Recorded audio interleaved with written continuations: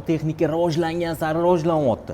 Oldin aktivniy buferni usuliteli shu yerda bo'lardi. Hozir kolonkani ham usulitelini shu yerga qo'yib nastroykalari bilan mazaq nastroyka qilib, kolonkalarni hammasini shu yerga ulasanglar bo'ladi.